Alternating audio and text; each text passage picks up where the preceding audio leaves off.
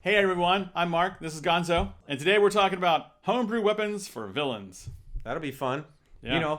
You know why you subscribe to this channel? If you haven't subscribed already, this is the channel where rules as written are thrown out the door and fun comes barging through. Mark, do you remember when you were playing Dungeons and Dragons many times and you're always engaged with a high-level bad guy that's been bothering and pestering you and your party over and over and over. Sometimes for and a year. then you find for a year, as long as your campaign may last. Yeah. And then your players finally get together, you conquer the villain, and the Dungeon Master gives you a magical item from a table in the Dungeon Master's Guide, or just a +2 sword or something. It may even be pretty cool, but it's not an epic gain as a player. I was hoping for more. Well, that's why we made this video. Let's talk about that. Let's get right into it. All right, so I like an idea of a sorcerer. He's a legendary sorcerer.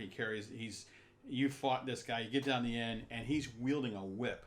Okay. And this whip, it's a cool looking whip. It's like, that's kind of unusual looking. Something weird about it. It's a rust monster whip. So you realized in the battle is that, man, every time it's hitting my armor, the DM's telling us that you're doing it's -2 to your damage. Your weapon that he hit, it's corroding. It's starting your to shield, corrode, your armor, your breastplate. You get hit by this whip, and all of a sudden you see rust and holes in it, and your armor class is going down. Your dungeon master telling you you're starting to figure out this is just like fighting a rust monster. Yeah. So that is a cool idea for a weapon. It's something different, and it's dangerous heck. Yeah. And it weakens the opponent. It's actually, a whip itself only does 1d4 damage. Not super exciting. Yeah. But this one not only does doing 1d4 damage, but the party's actually getting weaker as the battle goes right. on. And it's a permanent thing. It corrodes non-magical items. So anything that's not magical, which, especially in the beginning levels, you're not having a lot of magical armor and shields and all that. Yeah. So it's going to start corroding. They're going to have to use resources to replace it or fix it. They're going to have to find new items somewhere or throw it away because their sword is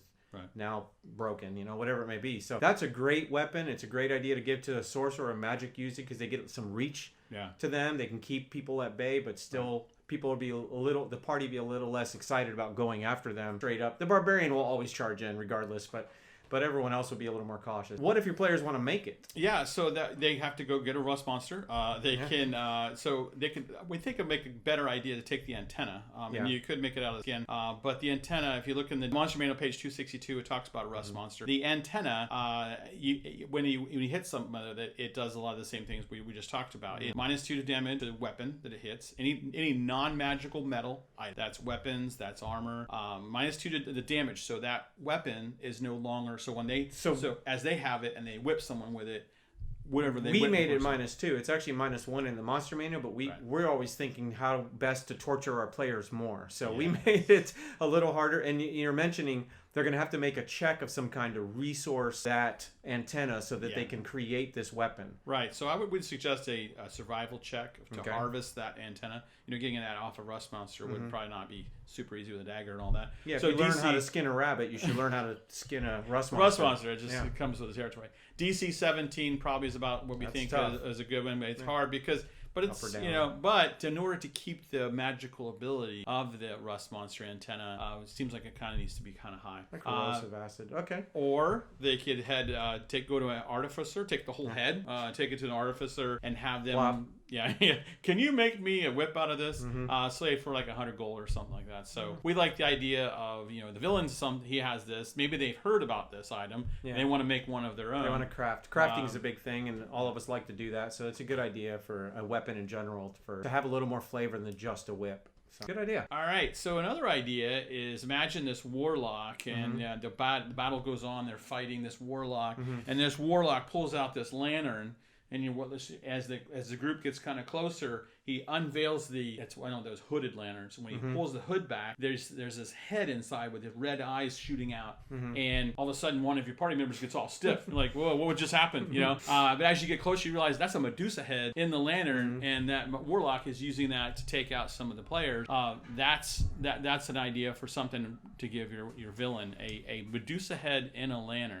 That's really cool. I even like the eyes, since that's where the petrification comes from. Imagine someone putting them somehow putting them in a golden sparkly headdress or a crown, like Johnny Depp and a crown or something, headdress thing, just naturally getting everyone's attention to look at what's on their head, and then when they get within 30 feet, they have to make that Constitution saving throw of 14 or so, or else they become petrified or at least restrained, depending on how well they did on their roll. So it's a great protection for a magic using bad guy, because anyone that comes close and they're not looking to look away, they don't know about this yet, whether it's the lantern in their face or something he's wearing, they're gonna have to make that saving throw, and then everyone's gonna be a little more leery about coming right up on them. So a lot of fun, and anytime you can turn your players to stone, it adds loads of fun to the players. They love that kind of thing. They just laugh and laugh when you do that. Yeah, not really. All right. So another idea. So picture this: your party comes upon some stealthy roguelike kind of guy, and he's pulls out his dagger, and they get into it with this roguey kind of guy. And he sticks one of them, and the DM is saying, "You need to do a Constitution saving throw." I was like, "Okay," thinking maybe it's poison or something, right? So they failed, and so the person's expecting something like, "Oh, well, you started to feel kind of dizzy," and the DM's like, "Don't worry about it. It's all good." And so you really kind of started wondering. But then the next time there's a full moon, you realize what's going on. You're now a werewolf, or were-bear, or were-tiger, or were-rat, or so whatever. Come to find out, that rogue was sporting a lycanthrope tooth dagger. That's a great idea. Taking one of the teeth of one of those big were-bears or something and creating fashioning a magical weapon out of that, and then spreading that curse to others. That's definitely an evil thing to do, so it makes sense that a bad guy would have it. Sure, and if he was in a lycanthrope form, people go, "Oh," but if he comes in his human form, and he's sticking people with that, people may not notice what's going on. So now, I don't know why a player would want to craft this, but knowing our players, they would want to have like multiple teeth daggers. I want to dual wield these. So again, you would want to do some kind of a saving throw where they can resource it, maybe survival again. And then to craft it, they may need to get an artificer, pay someone to do it, or maybe do some kind of intelligence saving throw there. So, I mean, these are great opportunities as a dungeon master to take something that's normal, that they're expecting, like a rust monster or something, and change it up a little bit. When they see a whip, not realizing the corrosive effects of it. When they see a beautiful something on someone's head, like a helmet or something, and wondering what those red eyes are, they're not expecting to turn to stone. It's a great way to trick the players a little bit and turn the screws on them a little bit and make them suffer even more. And that's what players love. Dungeon masters love it because it increases the engagement. A lot of fun. Yep. And with that, class dismissed.